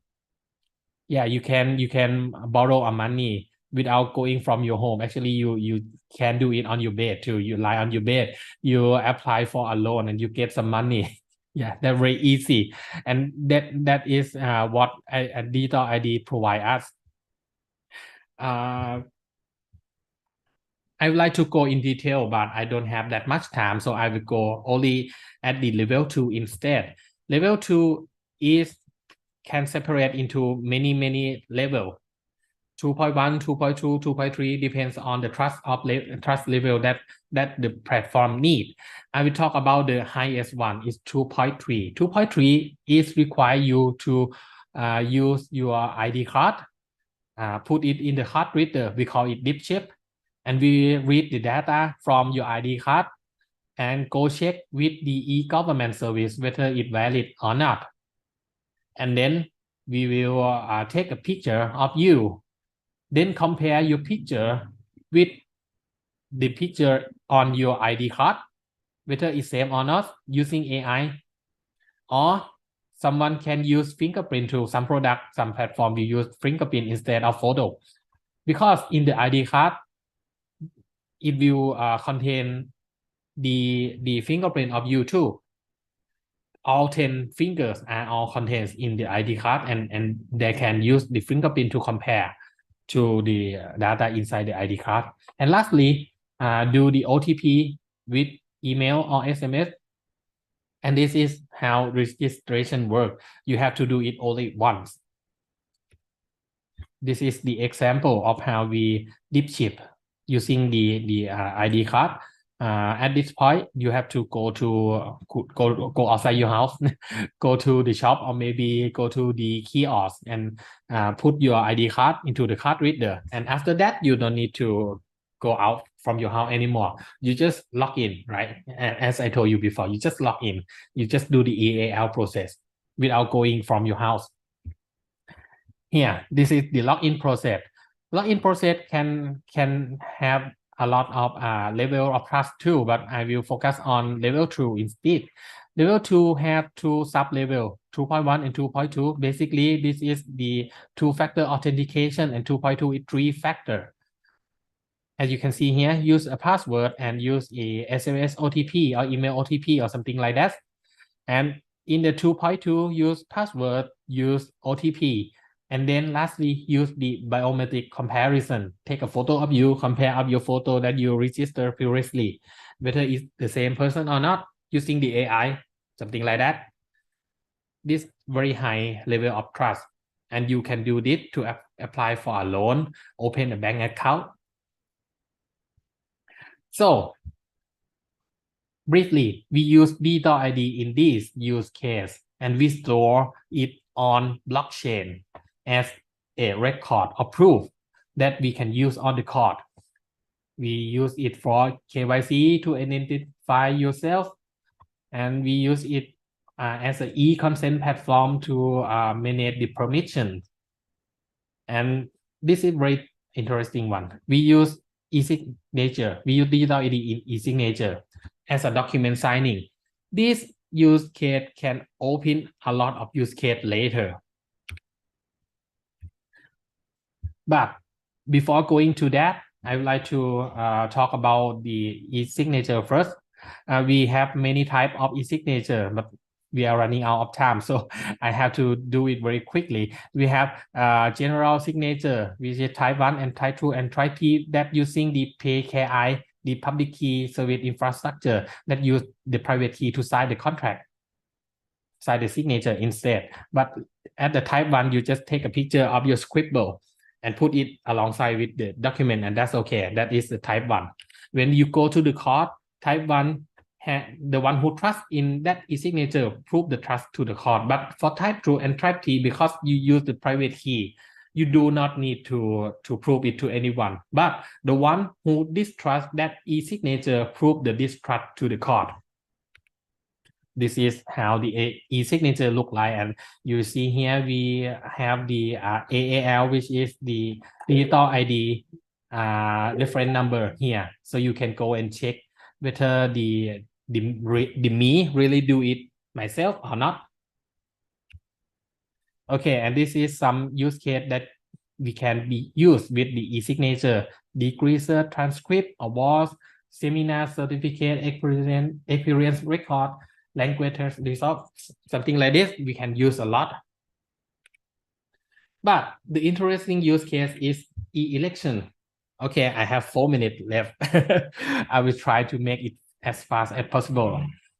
E-election challenge, as you know before, the data stored on the blockchain is very transparent, can inspect by anyone, but not in case of e-election, because we want to know who came to the vote, but we don't want to give the information about which person we voted for. Basically, this vote have to be kept secret. But how? This is what we do. We do it with the FOO, full 92 protocol, which is researched by 3 Japanese researchers, Fujioka, Okamoto, and Oka in 1992. And we adding some of our technique here, which is the blind signature. This picture is maybe confusing, so I'd like to talk about this picture instead.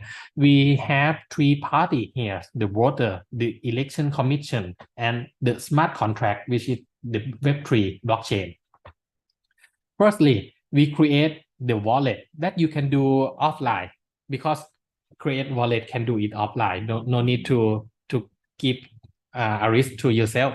Just do it offline on your mobile device or even on your computer. You can do it any way you want. And then create a ballot. Ballot is where you put your vote in. And this is how the ballot look like. It's just some kind of text. We call it JSON format.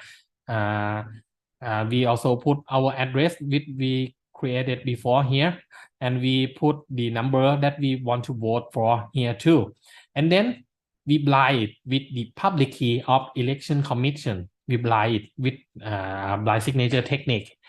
And at this point, we will get the blind factor that which we have to keep it secret to ourselves and use it later. And we also have a blinded ballot here. Then we do the digital ID authentication, then submit the blinded ballot back to the election commission. The election commission will verify the digital ID authentication is valid or not. Is it really me or not? And then verify the vote right, had right to vote or not, already vote or not. And if I pass, they will sign the blind ballot with blind signature. The characteristic of the blind signature is the person who signed that document do not know the content inside. They cannot see what we are voting, who we are voting for. But they will approve, they will sign our ballot anyway, because we do the digital ID already to prove our identity already. So in this case, they will sign it using their private key, election commission using their private key to sign our blinded ballot, and then send the blinded ballot signature back to us. We then unblind the ballot, then submit it to the smart contract anonymously.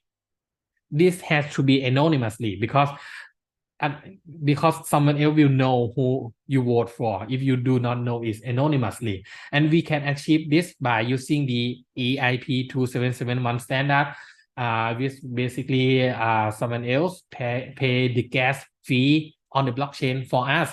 Because if we have to find if we have to prepare the gas by ourselves, we have to go to the exchange and buy it, and the exchange will require us to do the EKYC, right? So the exchange know who you are. Once you buy that gas, they can track the gas back to your election wallet address. So this is not safe. This is not anonymous. We have to do it anonymously, and we can achieve that with the EIP 2771 standard. Okay, at this point, we will unblind our ballot with the blind factor we created before in this step. And then we send the unblind ballot to the smart contract. Smart contract will verify the signature of election commission and know that this ballot is valid or not. But they don't know who sent the ballot to the smart contract because it do it anonymously. But we know it for sure that that ballot is valid because they have the election commission signature on them. Yeah, this is how the smart contract do it using the public key of election commission party. And once the election has ended, the smart contract will count the result, and election commission will approve the election result, then announce it to the public. And this is what the Web3 developments in Thailand looks like right now. If you have any question, please feel free to ask. Thank you very much. Thank you. Thank you, Earth. So I've seen that we have one question on Slido, and you've answered on Slido as well, but I would like to read the question for the audience on site. So the question is, what is the attitude of the government of Thailand toward blockchain, Web3, and crypto market? And I've seen your answer on Slido, but do you want to elaborate more on this question? Sure. Fortunately, they're quite open about it because they release new regulation almost every month, and mostly they accept almost every kind of project that related to Web3 technology. For example, if you are launching a project related to utility token, it means you can use your token as a loyalty point, as a coupon to discount your product. You can do it without any regulation and do not need to ask for permission from the government. Thank you so much. We have no more questions on Slido, but the audience on site, do you have any questions to ask Earth? It's a very precious opportunity to have a speaker. Oh yeah, sure. Yeah.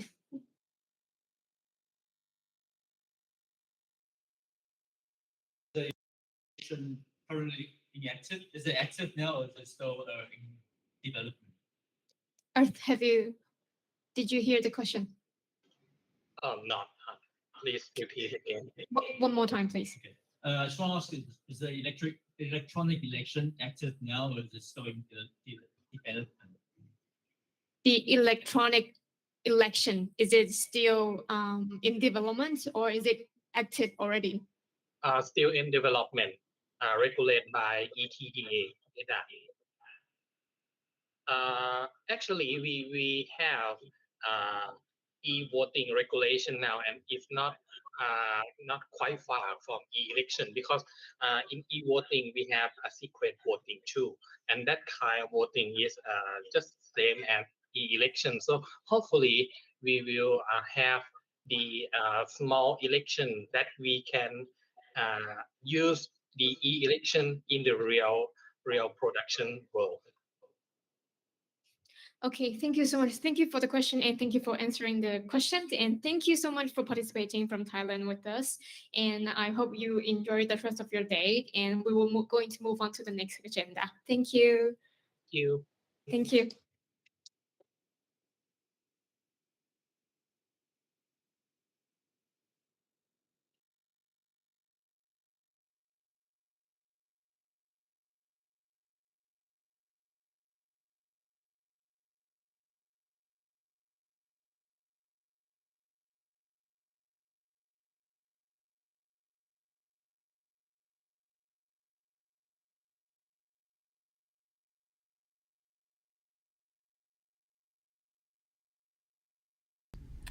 Hi, good morning, and thank you for the opportunity to present to you the bridging, using digital wallets to bridge the Web3 environments to Web2 environments. My name is Michael Quirrell. I'm an advisor for Quirrell Incorporated and co-founder of Startup IQ. So what are we going to talk a little bit about? It's like one of the things that we have been looking at is really due to the growth of digital wallets and verifiable credentials and some of the underlying rails that the Web3 applications and protocols are creating. There is an opportunity for creating the next gen wallet that bridges the experiences that consumers have on Web2 with the Web3. The decentralization and some of the abilities that decentralization and values that decentralization brings to the table. So what are they? It's like, so, well, one of the big ones to me is really how Web3 uncouples the identity components from the application side. And if you look at Web2, they have the identity layer integrated into their application, which really then creates an environment where the user is pretty tied to the application provider. Web3, if you believe on the path that Web3 is going to, allows them for greater level of choice by controlling and managing their own data points. So one of the hypotheses is, of course, that FIDO is, as a protocol, is able to do that. But let's review a little bit to bring it all into context. The whole evolution is like of moving from an informational economy as the beginning of web is like to a platform economy as the Web2, but it's really being centralized and creating some silos, protecting those, the application and the user and tying it all together. To Web3 is like where all of a sudden is like you have an ability to have a decentralized approach where the user has control of their information, of their identity, and it's able to pick and choose as like what are the applications that they want to share that information with. So to me, in one sense, that brings an opportunity for a revolution on the way that we manage the data. And it's all related around the digital wallets, because if you believe that the digital wallet component provides a path for the user to have all of their information under their control on their mobile device, then all of a sudden now you have, it's no longer an evolution, but it's really a revolution. The question then becomes the experience and their interoperability between the Web3 and the Web2 environments to make sure that the user is not confused and we do not leave the user in the background. So as you can see, it's like Web3, there's a lot of different wallets going on. A lot of them have been related to the DeFi and the crypto activities going on. But we're starting to see wallets that are able to interact as the applications on the Web3 environment start moving away from DeFi and just financial applications to real core transactional or utility applications. I think that you're going to see those wallets become much more important in how they're able to not only gather that information, provide authentication services, but then also interact within different application ecosystems. So what are some of the challenges? It's like, well, one of the challenges is like if you have ever tried to use a Web3 wallet like MetaMask, for example, really becomes the issue of saying, okay, how complex or how technical do you have to do? So if we want to move from the early adopter market where we are, it's like to the consumer market, we need to make that type of onboarding seamless. It's like we also have to make the whole experience of tying into the applications as seamless as it is right now, interestingly enough. It's like without adding the complexity of like what are your private keys and those components. So FIDO in itself brings a ton of value to that experience because they can really make it can enhance the customer or the end user experience. It's like, well, making it easy for them to interact on Web3 and Web2 applications. The second component that I think it's missing is really, do you have a strong root of trust as part of your identity? So for certain applications, you may not need that. It's like you may want to be totally anonymous, and that's fine. But for some other applications, it's like you may require that. It's like for some things like zero knowledge trust, in the sense, are you over a certain age to be able to get access to certain tools or certain websites? It's like, are you the person that you say that you are as you're trying to open up some financial products? Are you the person that you say that you are as you're trying to access your medical healthcare records and those components? All of those things work. It's like if there's a strong root of trust, it's like where relying parties are able to trust that environment. It exists on the Web2 components. It's like in the Web2 components, there's a lot of KYC and those things, but also because the information is residing in their garden, within their application, then there's a lot of trust behind that, or there's a lot of understanding of that. That brings a lot of risk and brings a lot of different issues that we've been going on. It's like, which is really limits the customer choice and what they can do. So the ability is like to use some of the best things that the Web3 brings, which is the decentralization and the ability to control that. It's like we need to marry it then to the seamless transaction and interoperability that Web2 today is really providing.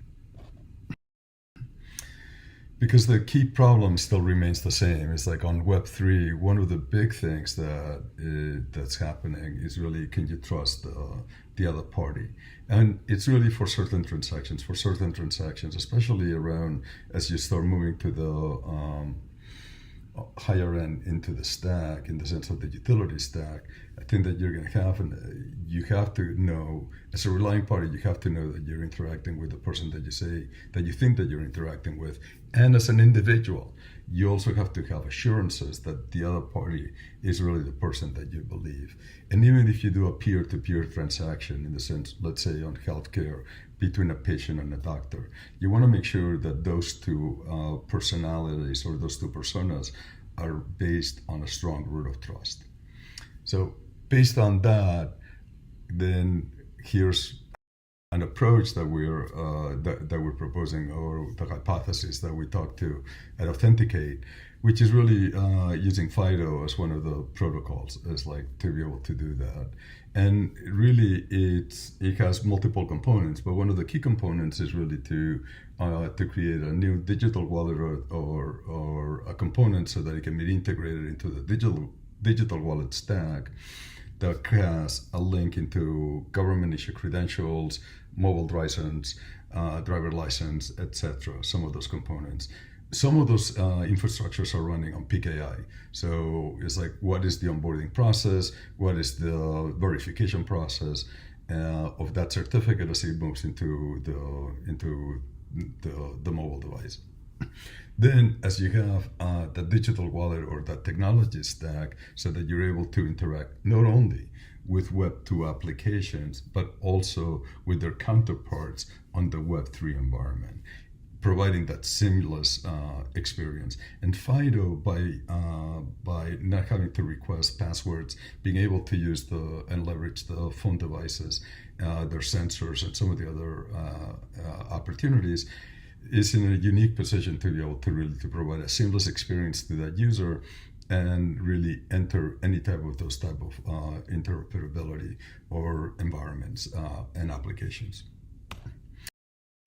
So what's the value? It's like the value at the end of the day is really pretty simple. It's like one single set of credentials that is trusted by both relying parties in Web2 and Web3 environments, but it's under the control of the individual. It's like the individual has the control of what information am I going to share at a certain moment in time and with what application. You cannot do as much on the Web2, but definitely as those applications are starting to migrate, or some new applications and opportunities are happening on the Web3. Now it provides the consumer with a choice. It's like, so for example, it's like if you think about healthcare, it's like where today you are, as a consumer, you're pretty tied to the network and the services where your medical record is. What happens if you were not? It's like, what happens if your medical record was sitting in an Oracle in a digital wallet on your cell phone?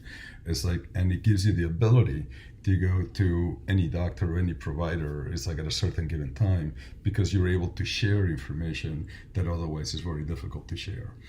What happens is like, and then that record gets updated, and now you're able to share it with any of your other providers. Maybe it's your primary care network. It also creates a different level of competition into healthcare. It creates a different level of opportunity also for insurance and other services. So that's just one of the examples that we are looking at. So the why now, the rails for Web3 applications and new experiences are happening. It's like they're being placed into the system. Mobile is the device of choice for individuals to be able to interact with the new ecosystems. One of the key things for FIDO is the adoption of passkey. So it allows you for key recovery in a very simple and trustworthy way. And the market is growing at 44% year over year. So what is another sample use case apart from healthcare? So what about is like, for example, hotels, is like, or new experiences where there's new experiences moving. So you have your physical experience on your current environment. You have also your web experience is really on for rewards, concert tickets, things like that. You may be using your Web2 applications, but on top of that, you may have some Web3 applications that for activities that have been tokenized. It's like, for example, it's like maybe you can buy an NFT experience. It's like there's an experience tied to the NFT. It's like it comes in as a certain level of token until that experience, then that turns into an NFT that you're able to then trade, sell, or just save. What happens if those rewards are able to be traded into tokens that you're able to do other experiences into the metaverse? What happens if those experiences, so your wallet becomes a much more complex environment that it's interacting again on current physical world activities, Web2 activities, and Web3 activities. That is one of the things that we're working with one of our customers on a global basis. So to recap, it's like, what is one of the things that we're here and that we want to put as a call to action? We're looking to work with teams to be able to try to work through that technology stack and see if we can develop a component that can be integrated by developers into their wallets that starts creating the type of experiences, like gives an independent gives the consumer a choice, an opportunity to keep all of their information on their wallet while not restraining their ability to work on Web 2 or Web 3 environments. And it provides a path for the relying parties to have certain applications where they may require a strong root of trust to be able to be there. And then to use that strong root of trust is like for zero knowledge proofs or other activities. So we believe that there's a technology component that can be developed, that can be then shared with the community and can be integrated into the overall digital wallets. For that, it's like we give you, we say thank you for the opportunity to present our current hypothesis. Here's my contact information if you would like to reach out, and we can continue that conversation. And I really want to thank the organizers for giving me the opportunity to speak with you. Thank you, and enjoy the event.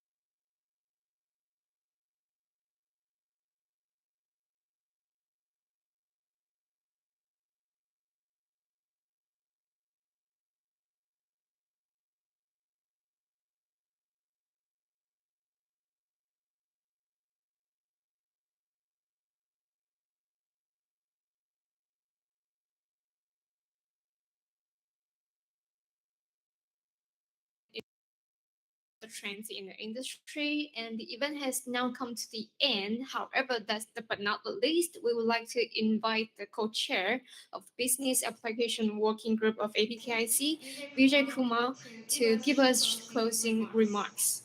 Vijay?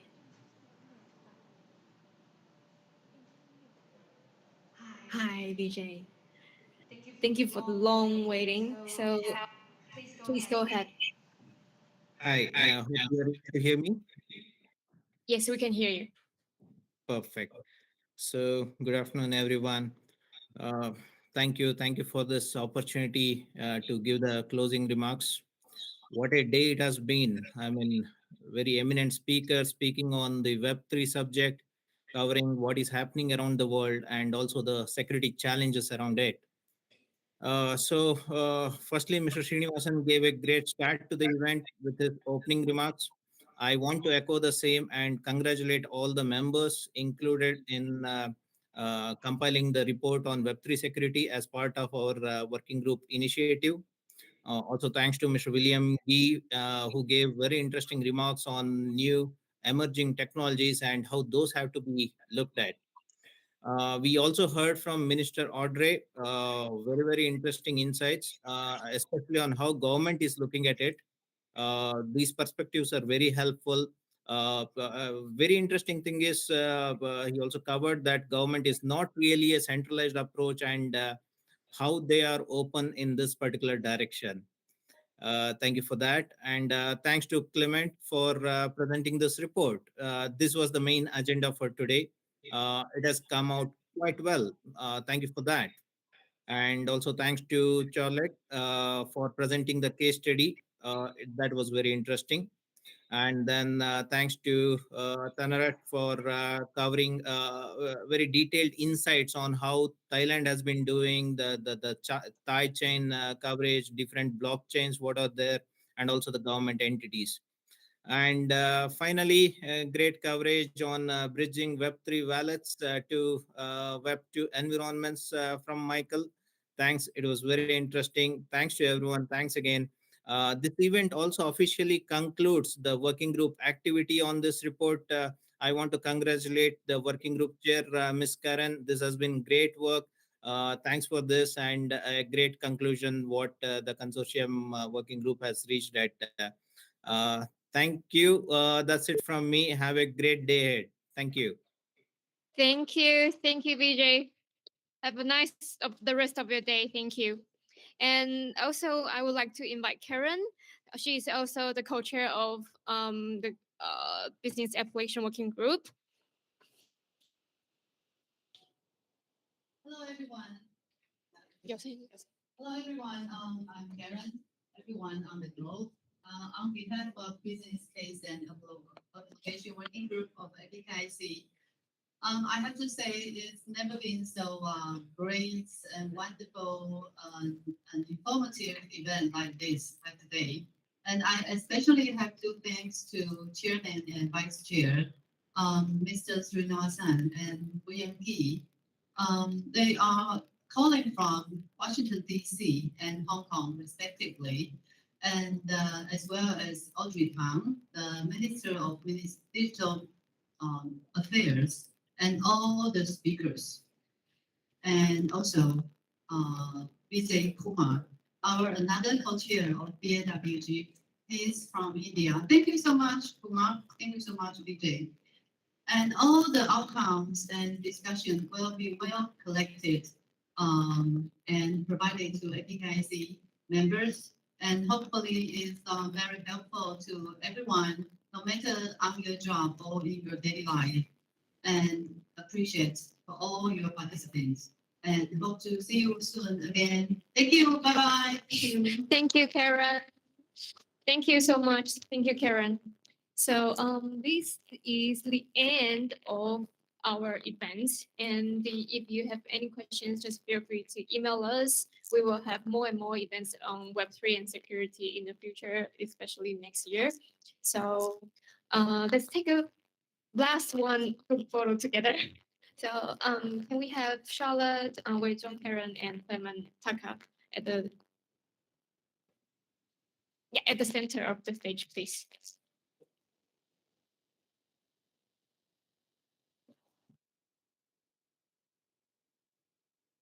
Okay, one more. 1, 2, 3. Vijay, you can say no.